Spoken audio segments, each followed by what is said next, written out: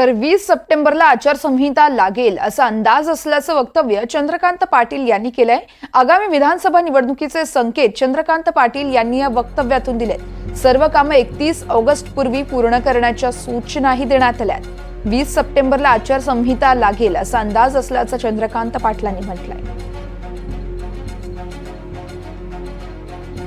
आढावा जो जिल्हा नियोजनच्या बैठकीत झाला त्या आढाव्यामध्ये आपण निधी जो आहे तो जवळजवळ 99% समथिंग जवळजवळ सगळा खर्च करण्यामध्ये यशस्वी झाला। त्यातली काही टेंडर निघणं वर्क ऑर्डर निघणं हे 31 ऑगस्टपर्यंत झालंच पाहिजे अशा प्रकारचा आदेश आज जिल्हा नियोजनच्या बैठकीच्या निमित्ताने मी दिला आहे। नवीन वर्षी जवळजवळ 112 कोटी आपल्या वर्षानुवर्ष असणारा जो प्लॅन आहे त्याच्यापेक्षा 112 कोटी आपल्याला वाढवून मिळाले, जी जवळजवळ 19% वाढ आहे। त्यामुळे आपल्याला ह्या वर्षी बऱ्याच गोष्टी करता येतील।